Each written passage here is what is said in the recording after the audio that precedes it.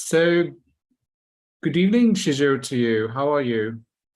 Hi, Paris. Good evening. I'm fine. Thank And you. it's so good to see you, in fact, and wonderful.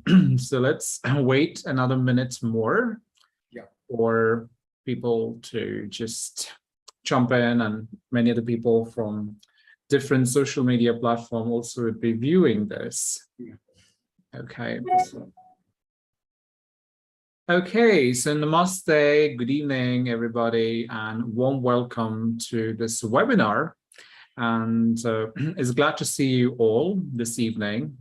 And I know it's a Friday evening, so I'm wondering, it's such a powerful webinar, and you have taken that good time to participate and be a part of this. So people have joined in this webinar via the Zoom, or if you're attending this webinar via any social media platforms, so warm welcome to everybody and namaste.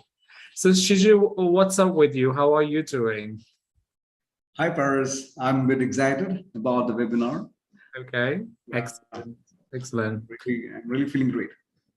I'm so happy with that. And I'm just going to make you also the sharing option. I need to give it to you. Yeah, so I'm just going to just make sure that you have all that necessary things that you require from my end. Okay. Sure.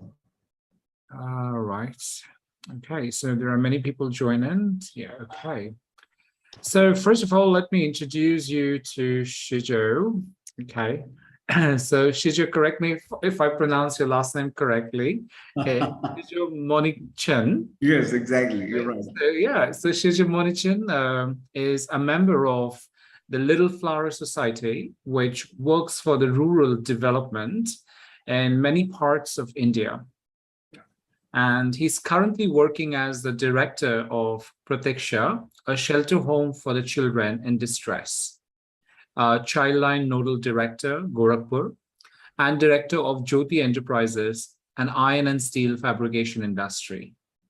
He's also the founder of Inspiro, am I correct? Inspiro, yeah. Okay, great. A movement which aims at giving orientation program and motivational sessions in schools, colleges, and other institutes, inspiring children, teachers, and parents. He is a member of ICF and is a PCC professional certified coach, learned from Matrix. Okay, that's a good introduction to me. And his dream is something that, what I always appreciated about you, Shiju, is the kind of webinars that I see on Insta, the kind of pictures. It's so inspiration that you do with so many different, with different strata of the society, and it's so inspiring. So what I see your dream is to inspire people to procure excellence in their specific fields and to live with a sense of satisfaction and joy. I totally echo that. The motto of his program, Inspiro, is mediocrity to excellence by unleashing the inner fire. He's committed to taking his dream even to an international level. He believes in the inherent goodness of the humanity and its possibility to create a wonderful world, and is working to awaken the sense of goodness in all the ways he can. That's such a fabulous, space. Such a wonderful person you are, Shijo, and and you get to do all this interesting thing at a very early age of your life. That's not. I'm going to ask you how old are you, but but I see there's such an inspiring work that you do. So how do you feel about this, Shijo? Yeah, Paris, especially with your words, I feel really excited. Okay, I really feel inspired within. Wonderful. Yeah.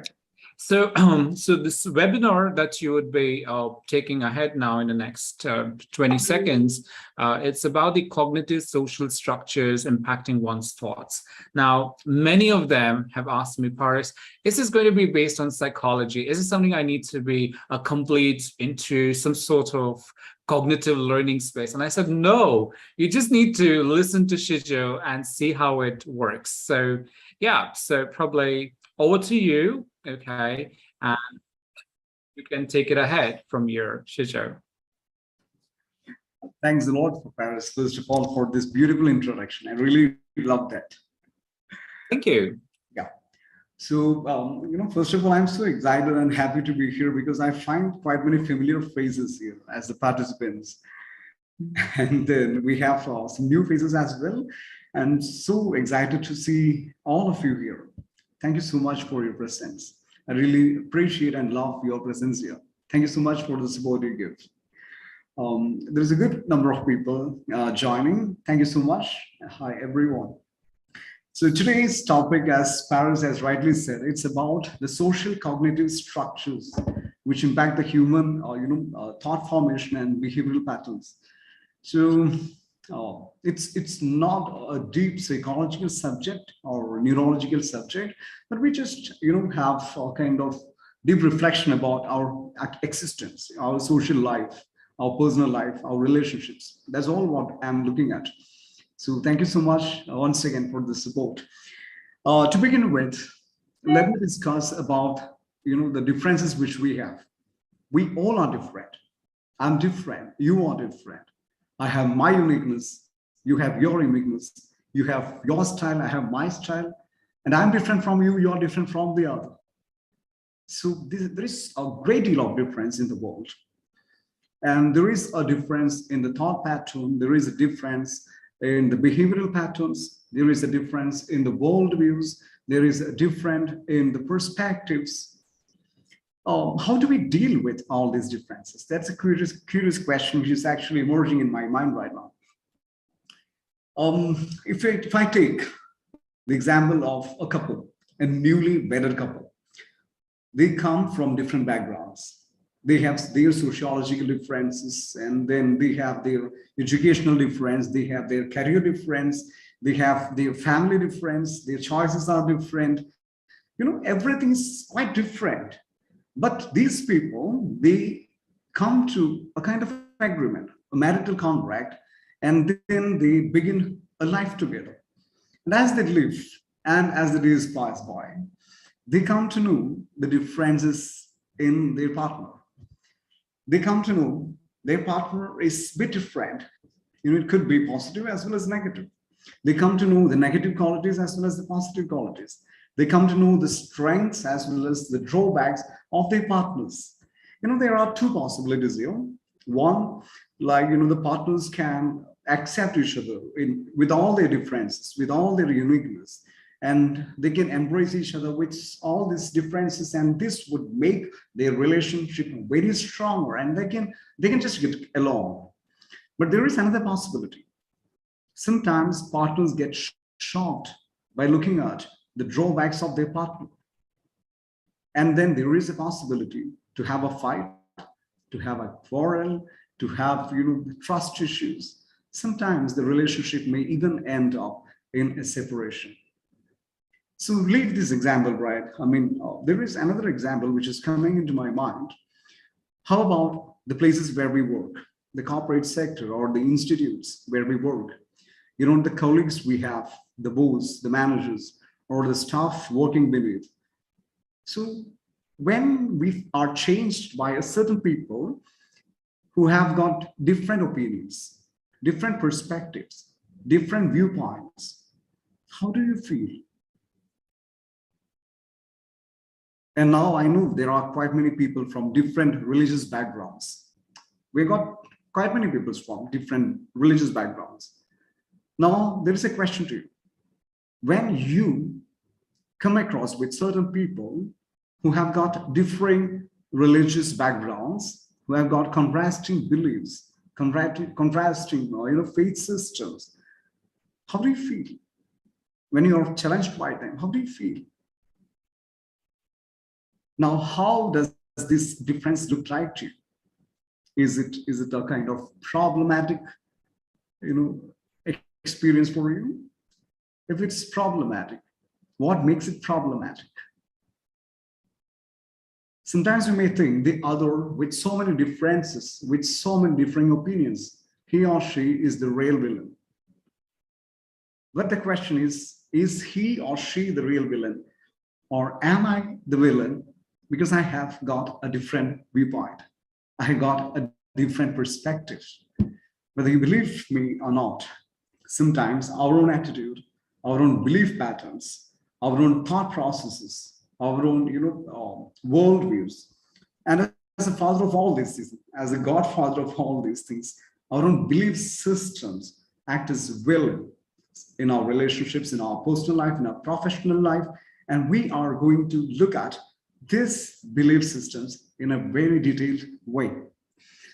And of course, belief systems, they are social structures. We find that in the society. But at the same time, I would like to call them as cognitive social structures because they have something to do with the knowledge of the human being, the intellect of the human being. That's why I would like to call these systems as cognitive, social structures. First, can we have the first poll on the screen? Yeah. So, I have a question for everyone. Like, how do you agree to this statement that our belief systems could act as a villain in our personal as well as social life? If you agree to this, you can say agree. If you are not agreeing, you can say disagree. If you're partially agreeing, you can say just partially agree, or there is another option for partially disagree. It's up to you. Please, give your opinions. Okay, so we're going to give them like say another 20 seconds, and people who are watching us from different social media platforms, you can just put that in the chat.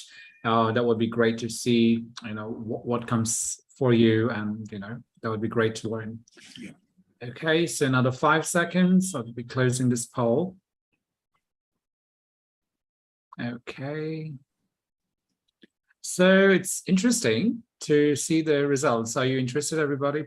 Shiju, can you see this results? Not yet. Okay. No, not yet. Okay. I'm just sharing it with you right now. Oh. Oh my God. Okay, we got. Okay, so people are in the confirmation of agree and partially. Agree is 25%, while partially agree is 63%. Disagree is 30%, and partially disagree there is nobody. Okay, so quite an interesting space to get into, isn't it? Exactly. And for people who are watching, if you have any questions, you can always put that in the chat, and I can probably bring that to Shiju later, and probably, Shiju, you can watch that on the chat, and you can come back anytime. Yeah. Yeah. All right. So I'm going to stop sharing this. Thank you for that. Yes, that was really interesting, actually, because I have, I found quite many differing opinions. That's a beautiful example of differing opinions. We have got different patterns, different thoughts, and this was quite visible. One of the best examples, and it was great. To get into the detail of these things, having a base from your opinions, I would like to speak about what belief is. Can you just take 2 minutes of time to think what belief actually is?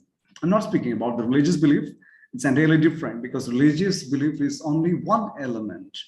It's just one element of the entire complex human belief systems. So what I'm precisely speaking about is human belief system in the society. If we can just think about this for a couple of seconds.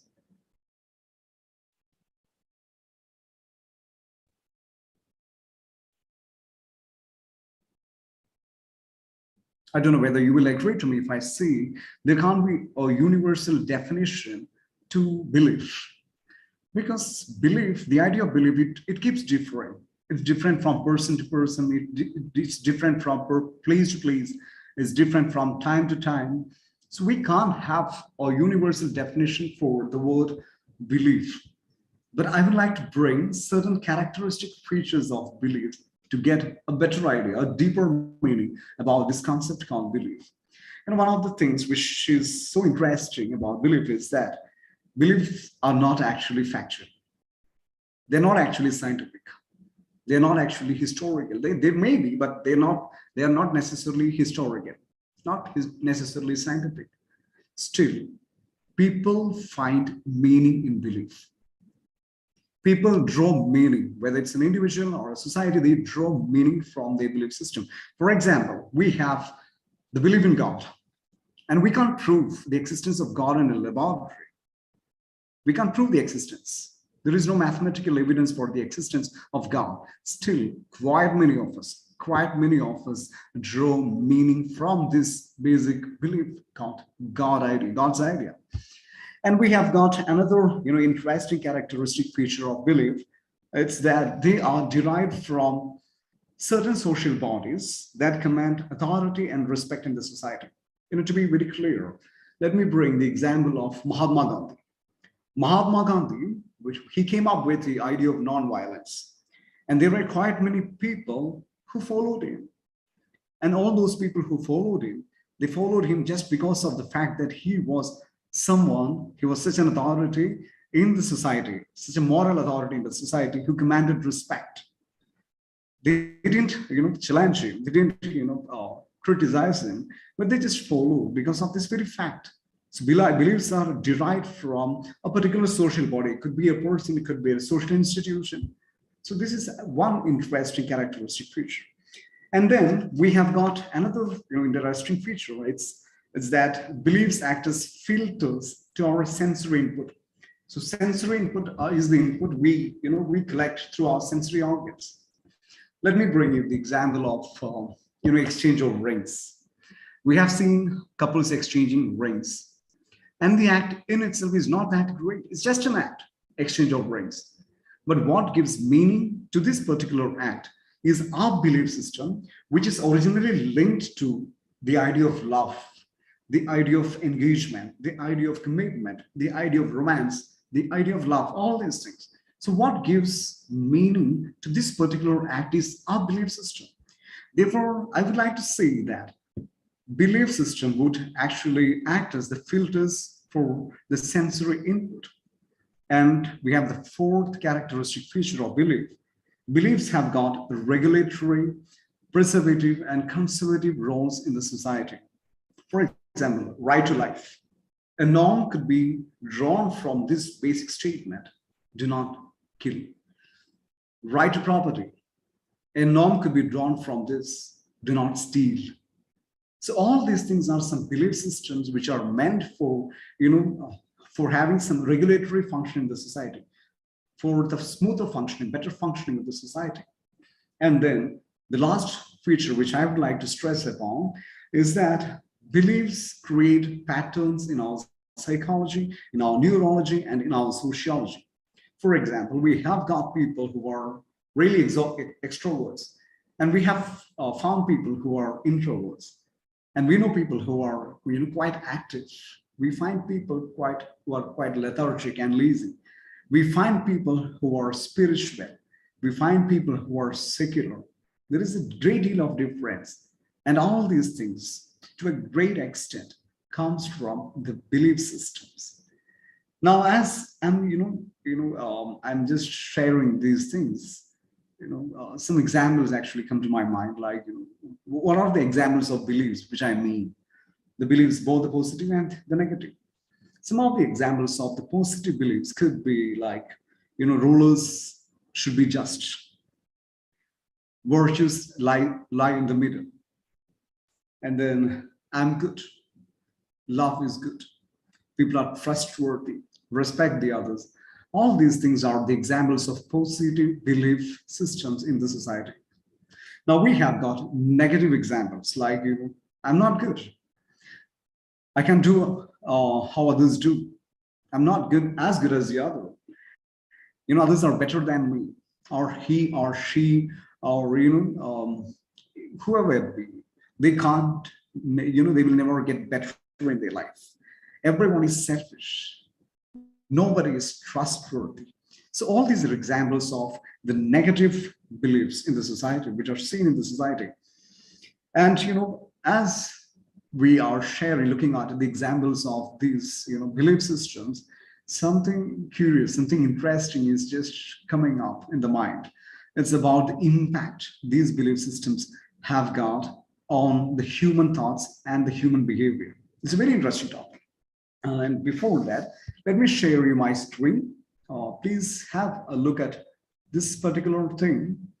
This is a flow chart. Hope everyone is able to see this. Yeah, I can see that. Yeah. Thanks for that. And it begins from beliefs and it goes to emotions, thoughts, perspectives, attitudes, behavior, and then there is an experience. And going back to the belief, it's actually a circular motion.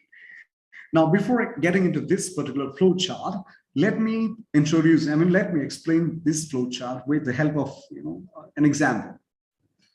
A person, suppose a person has got a very positive belief system, like everyone is trustworthy. Everyone is trustworthy. So in this one, here there is a belief system, positive belief system, and there are quite many emotions attached to it. And these emotions are quite very positive, really interesting. And then these positive emotions would give birth to certain positive thoughts, and then further to perspectives, and then to attitudes. And finally, it will end up in a behavior. And what is the behavior? It is the act of trusting. This act of trusting. Now, they trust someone, and if they are so successful in this act of trusting, their belief gets strengthened. Their belief gets affirmed. So the circle continues again. They have a very positive outlook about the relationships, about the world, about themselves. Now, instead of this thing, now go for a different imagination. Like the person has got a very positive, belief system in the beginning, and then positive emotions attached to it, positive thoughts, perspectives, and all. And finally, they trust someone. That's the behavior. And now, when they trust someone, they get cheated by someone whom they trust. And when they get cheated by someone, there is an experience, there is a negative experience. And this negative experience is going to impact their belief system, which means there is an alteration happening in the belief system from everyone is trustworthy to another belief, no one can be trusted easily.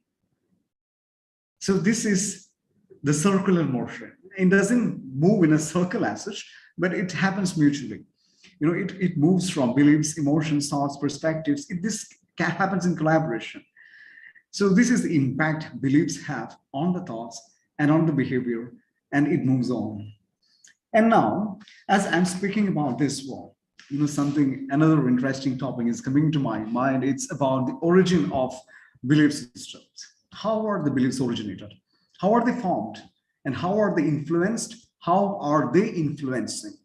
So to have a look at this one, let me also speak about another example.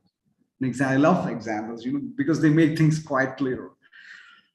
Take the example of an unborn baby, a baby within the womb of a mother.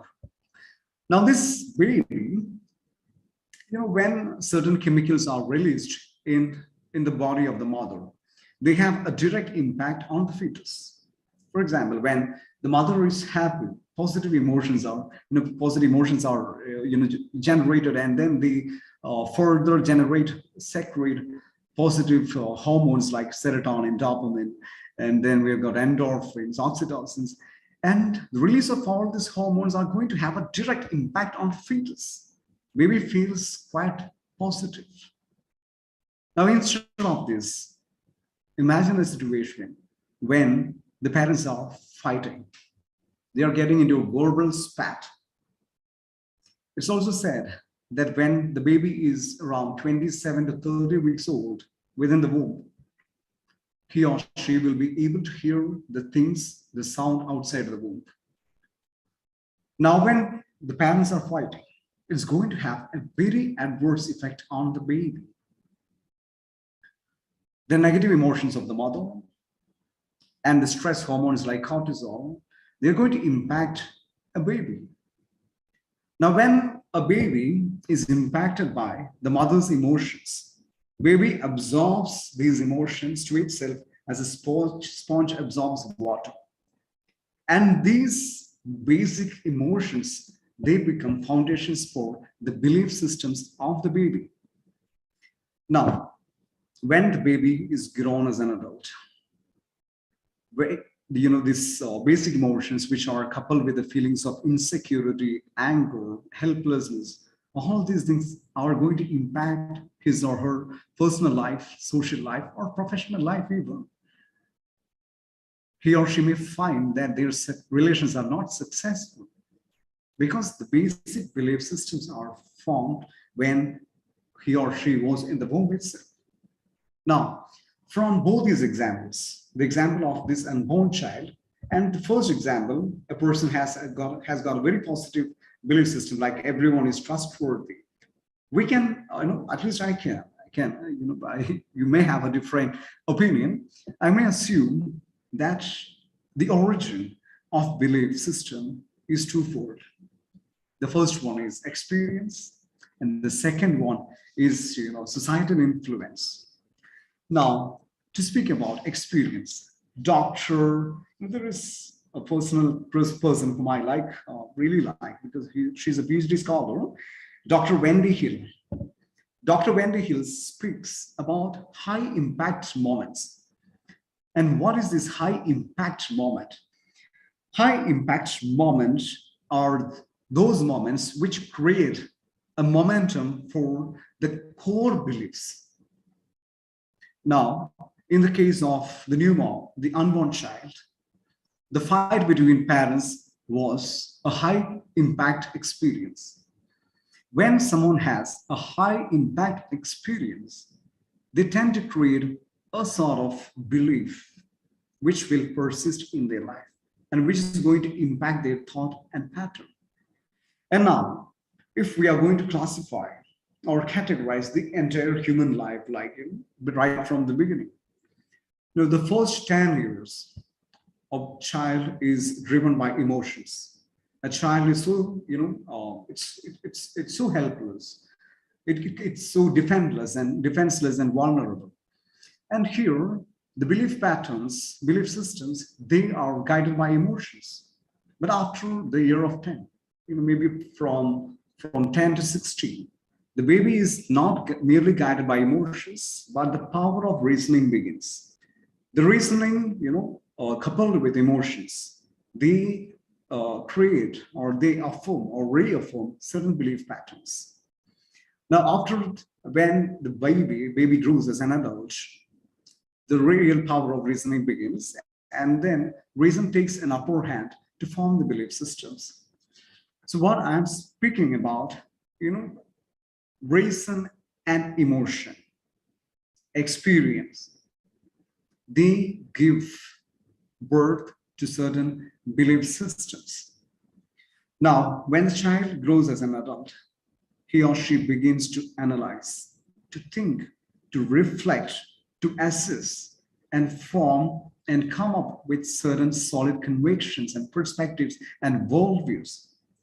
Now, the second one is societal influence. The first one was experience, and the second one, societal influence. And there is no need of any explanation about the societal influence, because it's so clear from the word itself, the influence from the society.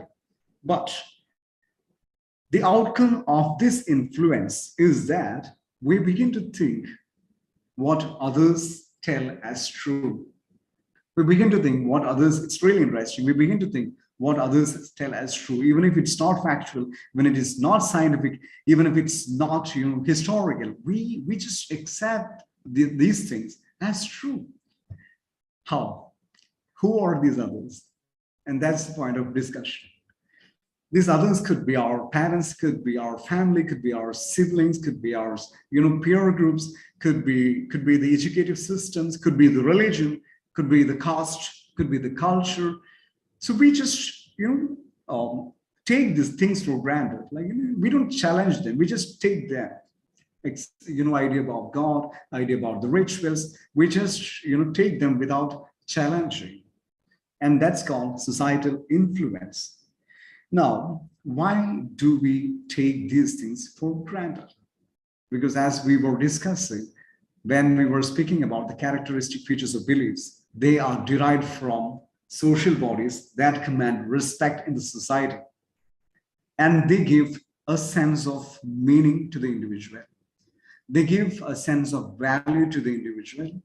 And then they find identity in the society when they follow certain belief patterns, common belief patterns. And societal influence is very important in this one. Now, there is something called socialization of belief systems. For example, when we follow a particular belief system, or when a belief system is followed by a larger group over a long period of time, they tend to become conventions, they tend to become some rituals, they tend to become some traditions, they tend to become some practices within the society.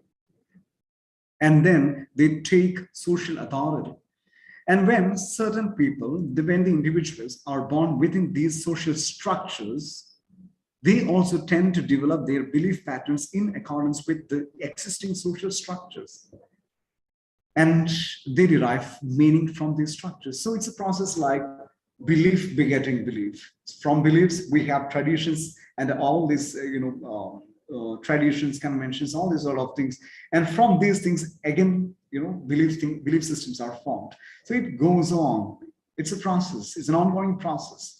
So that's why we see beliefs keep changing.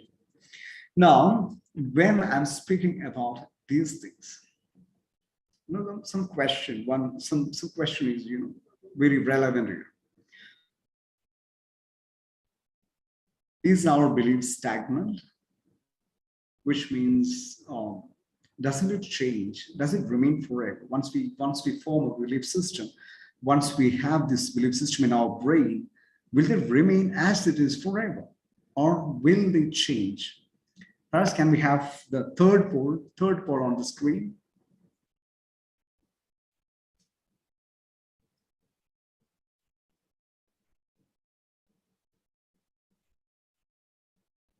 Yeah, this is a statement.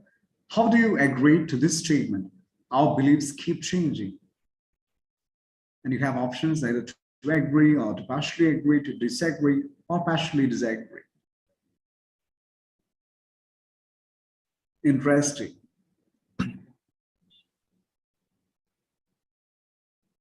So we have another 20 seconds. It's amazing, Shijo, with the question, with the concept that you're sharing. In the meanwhile, as we are going through this, can beliefs be updated, or is there a process? Because if it's a vicious cycle that we are so entangled with that, that mindset. So maybe if whenever you get a chance, you can also talk about that. So let's let the results come out. Okay, last 5 seconds.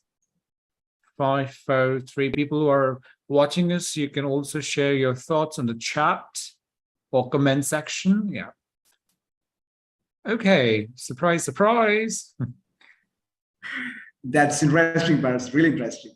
Yeah. Interesting. Our beliefs keep changing. Yeah. Okay. So to you. Yeah. Yeah. So do you agree 80%, partially agree 20%? And that's beautiful. Our beliefs keep changing. That's true. But before getting into a discussion about that one, let me speak about a very serious topic.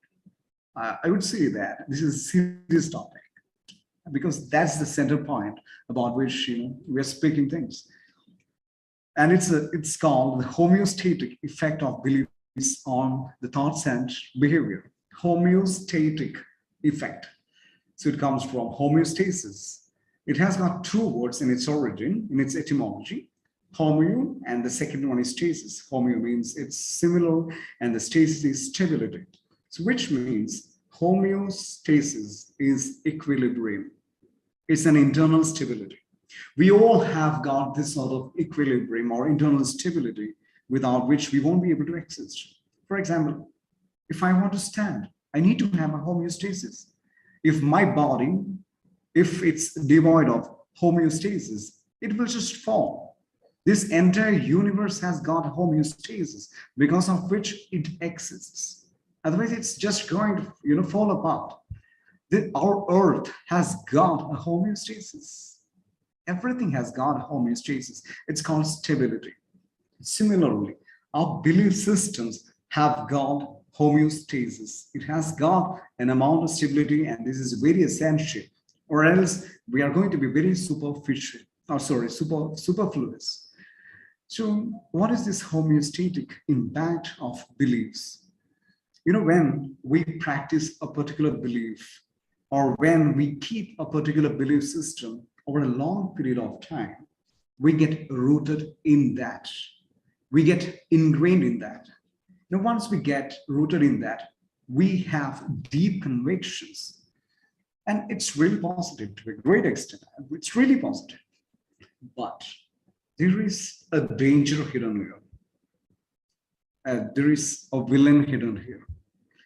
Because when we are rooted in a particular belief system, when we are too ingrained in a particular belief system, and when we become too rigid in that, there is a possibility of being stubborn and adamant in that particular belief. And we may even come to a particular state of believing that what my belief, my belief system is the only belief system which is true. And here I won't be able to, listen to the other. I won't be able to respect a differing opinion. I won't be able to get a feedback from the other, because what I believe is the ultimate reality for me. This is called homeostatic. That's indeed a negative homeostatic impact of beliefs on the human thought and behavior. Now, let me explain these effects with the help of a few examples.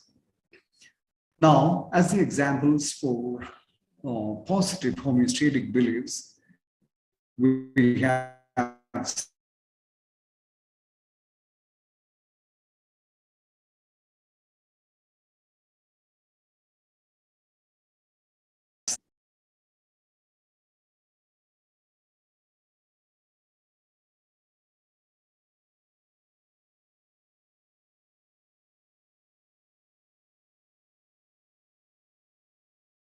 Shiju, you're on mute. I guess you need to unmute yourself. We just lost you. I don't know what happened.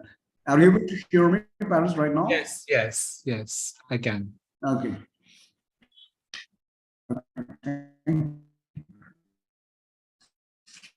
Okay, so we were discussing about the homeostatic effect.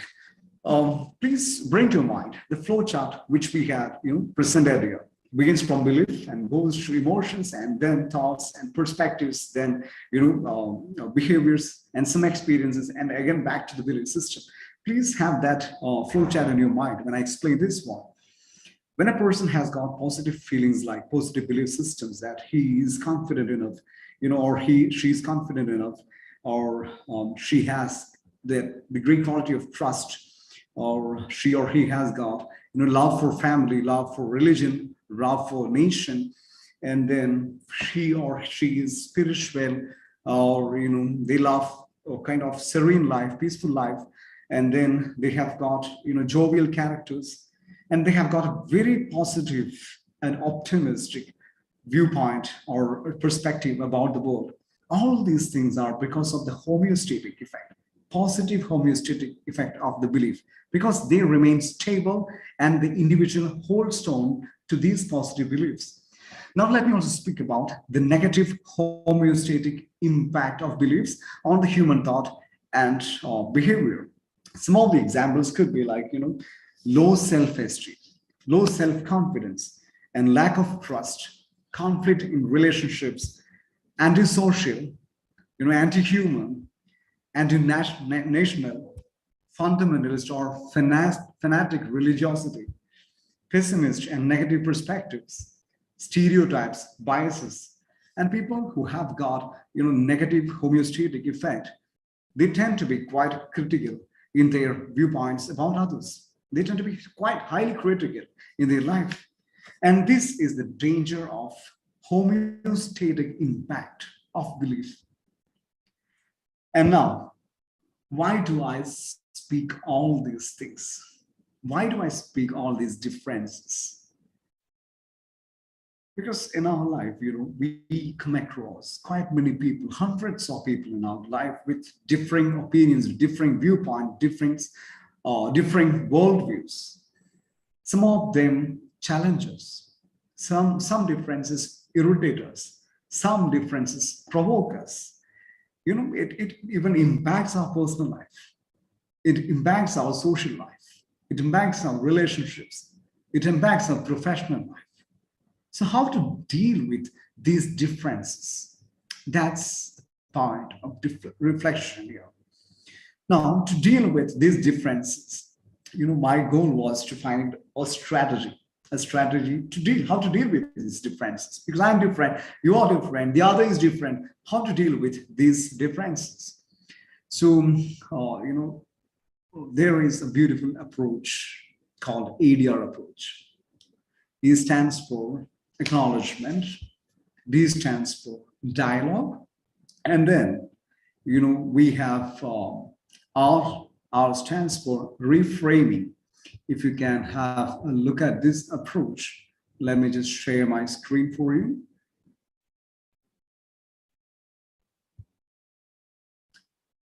Are you able to see this screen? Yeah. This is ADR approach. ADR approach to deal with the differences. This is an interesting thing. A stands for acknowledgement. And this acknowledgement is twofold. The first one is self-acknowledgement, and the second one is acknowledging others. And why do we require acknowledge? I mean, why do we need to acknowledge the self, and why do we need to acknowledge the others? Acknowledging the self means acknowledging oneself as he or she is, acknowledging myself as I am, with all my differences, with all my uniqueness, and acknowledging others as he or she is, with all their uniqueness, all their differences. To put that in a different way, we remain what we are, and we just let others remain what they are. That's the beauty of diversity. And this is done with utmost humility and respect. Let me just stop sharing. Okay.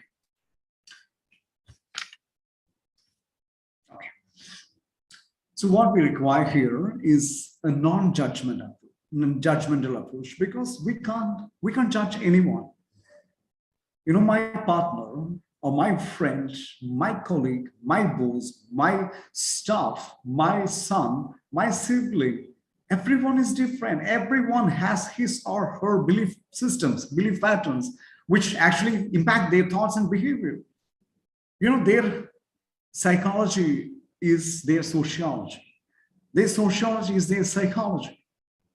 And everyone has got different experience. My experience is not your experience. Your experience is not the other's experience. We all are different. We can't judge each other. No one can be judged. What we need to have is a very non-judgmental approach, where we accept others, where we acknowledge others as they are. We just let the diversity as the diversity. We just let the difference as the difference. That's a beautiful point of reflection here. Now, here comes dialogue. Now, some of you have got a doubt in your life, or at least I had this doubt in my mind when I was reflecting upon this. If I find certain people, who bring chaos, who make chaos in the family, in the society, how do we confront them? Do we just respect their difference, saying that, yeah, they are unique?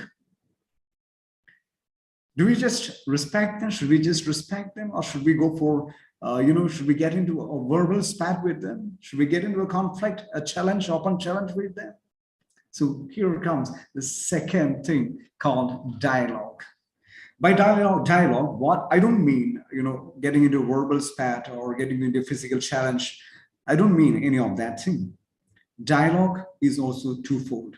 The first one, self-dialogue.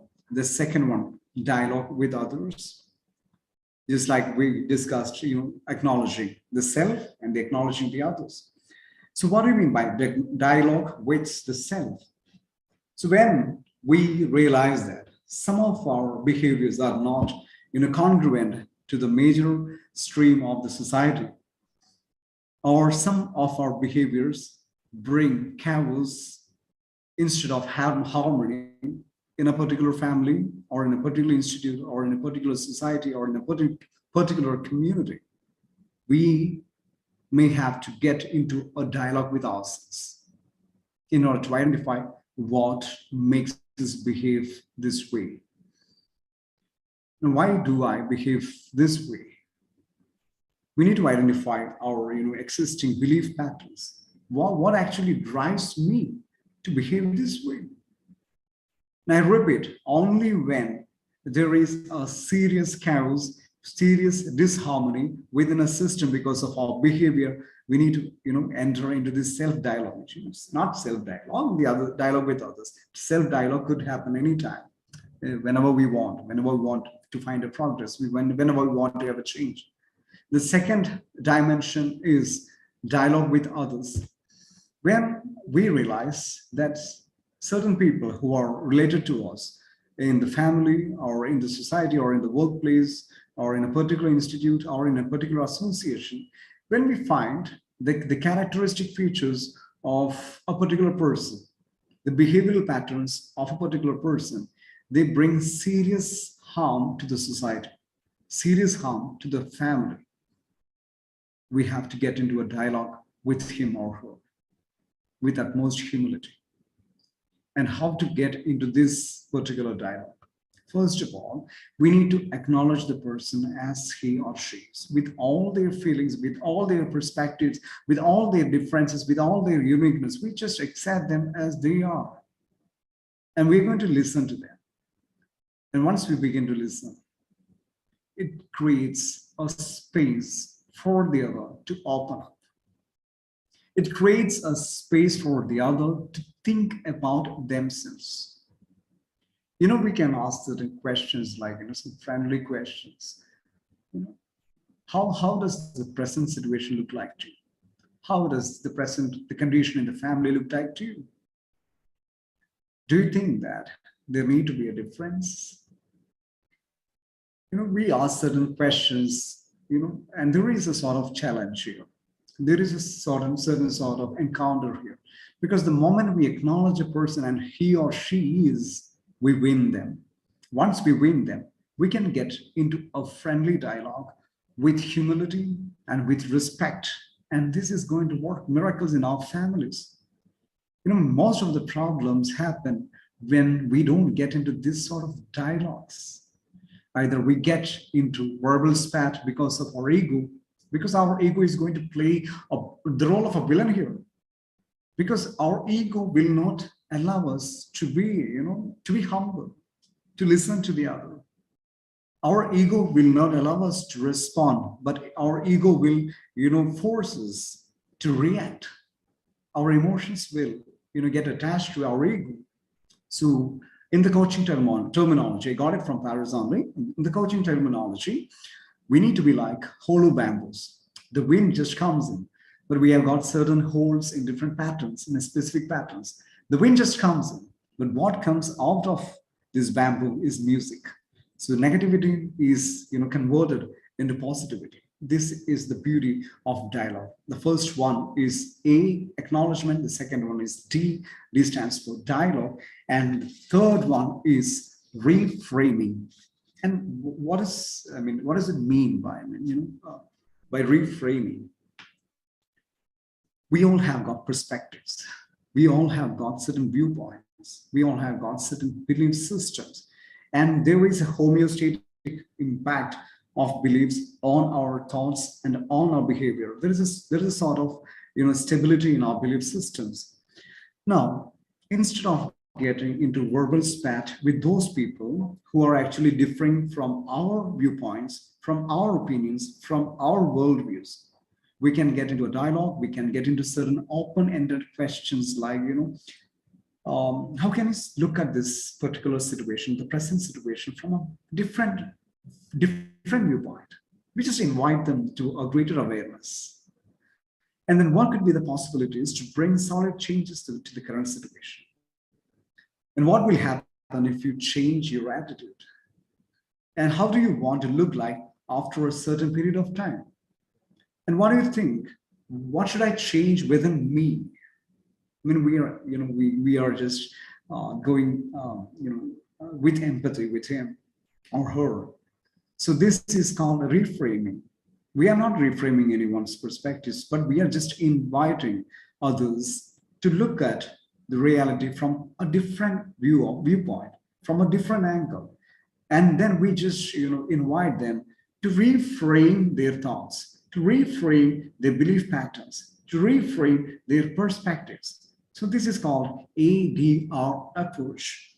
Now, A stands for acknowledgement, D stands for dialogue, and R stands for reframing. And what is the impact of this ADR approach in our life?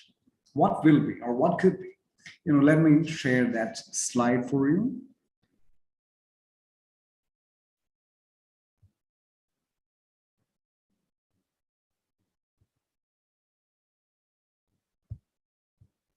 Yeah, please have a look at these impacts. Deeper look at and better understanding of differences. The second one, positive acceptance of differences. The third, building and maintaining relationships through acknowledgement.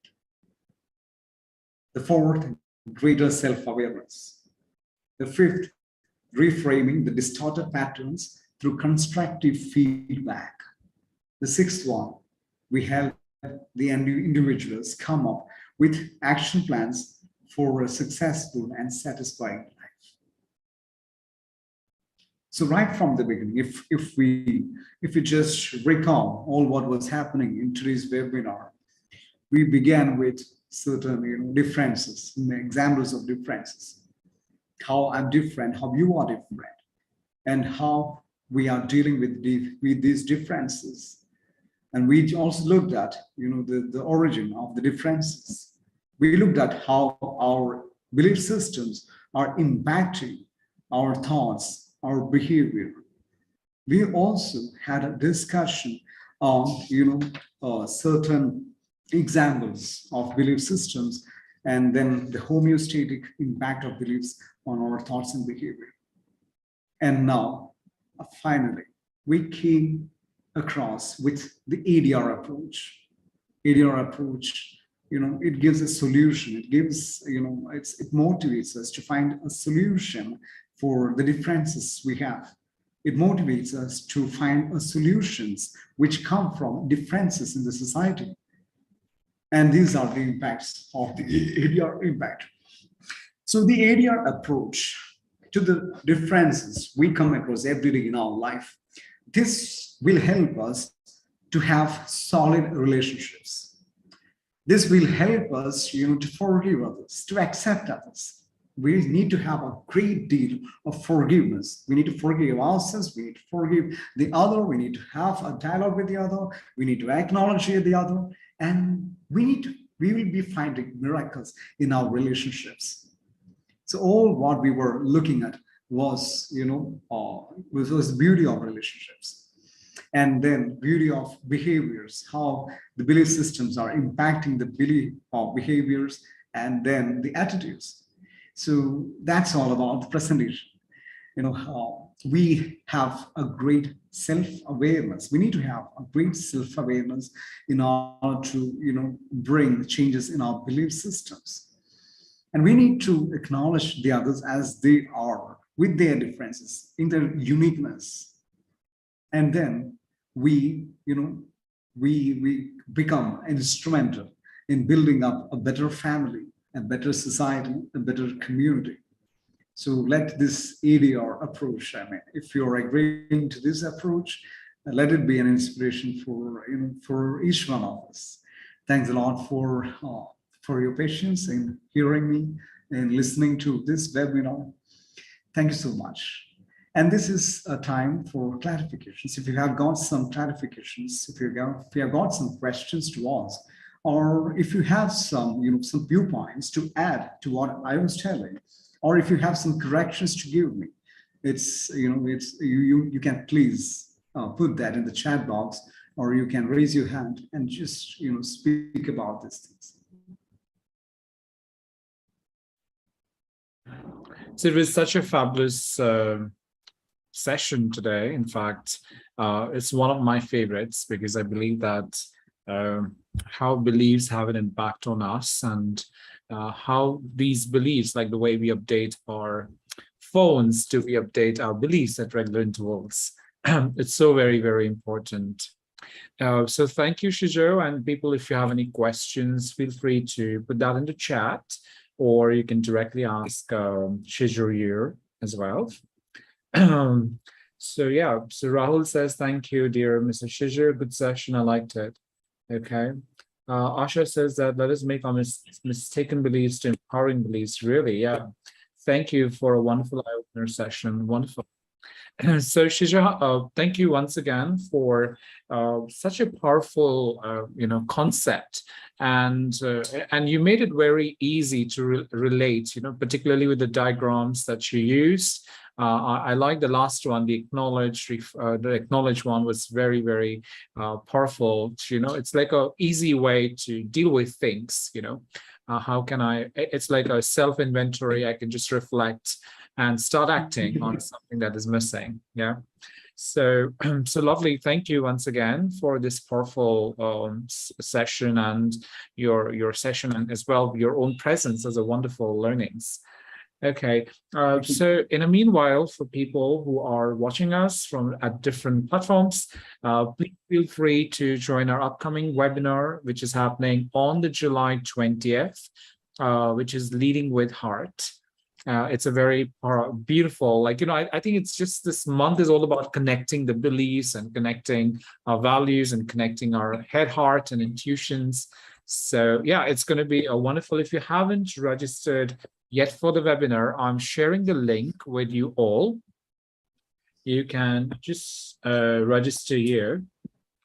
In case if you're looking for a certificate towards the end of attendance certificate, please make sure that you attend via the CCU registration button. If you just select the Zoom registration, you would be only accessing the Zoom invite, but not the certificate. Now, for people who have already registered for Shijo's program, you through the dashboard of Matrix, you would have to use a closing password. Okay, and the closing password is given in the chat. Okay, it's there on the chat on the Zoom, and it will be very soon. They're live on the other social media platform, so you can claim your 1 hour of CCEU, which was on coaching mindset. And it was a very beautiful reflections for a coaching mindset for the coaches to also unlearn a lot about themselves.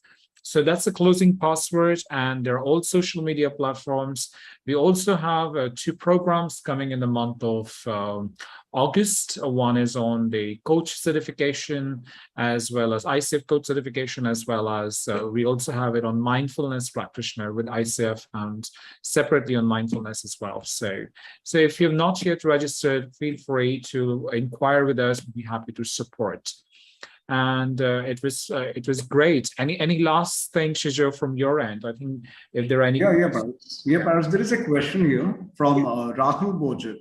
Go ahead. Why you mention attribute in your diagram? Can you give example? Yeah. So I didn't get that. I didn't mention attribute anywhere, did I? Okay.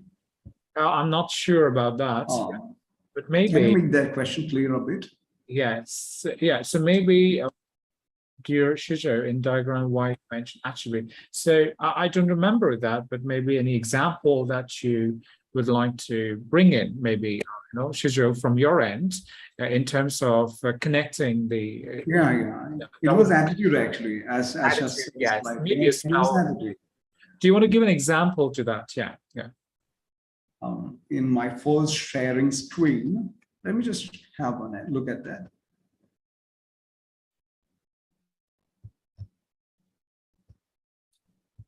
So it was about the flow chart. It's attitude. It's attitude. Yes. And I will just share the screen if you want. Sure. Yeah.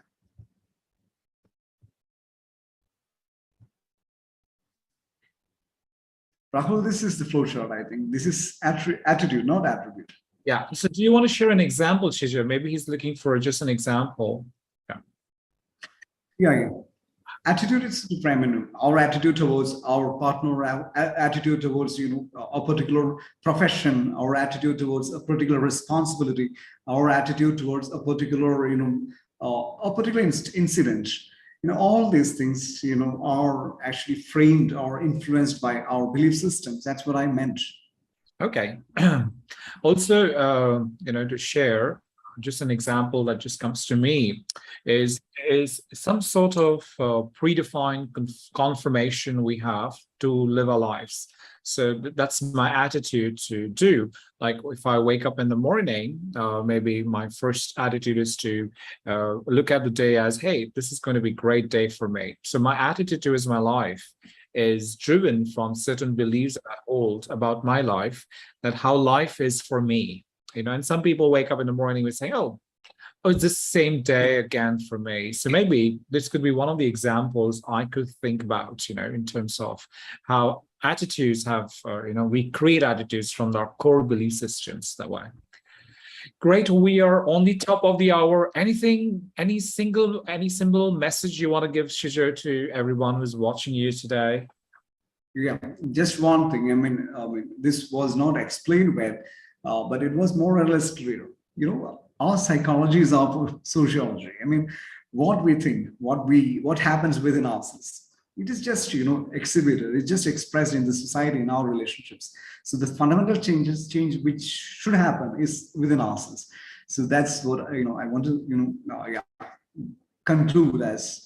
And I thank Paris for this beautiful opportunity. I really love this space, and of course, this is my first experience to have a webinar. It was really. Thank you so much. Yes, thank you so much, everybody. Just a quick thought about attitude versus characteristics, because we're talking about the diagram methodology, but not different thing. Yeah, so we can take that off track. In fact, it's a wonderful, powerful question, but I think it's just we're on the top hour. I really like that question. Let's take it on a chat or something. Let's talk about it more. Yeah. So everyone, thank you. Join me for the next webinar on the 20th. If you've not registered, 20th July, 7:30 p.m. IST. I'll see you there, leading with heart. And say goodbye to you, Shijo, and everyone else who's joined this webinar. Paris, just one thing. Hello, Paris. Yeah, I've got so many familiar faces, my relatives and my friends, and there are so many new faces here. I will just a big bye to hi to everyone. Hello. Thanks a lot for the great. Thank you.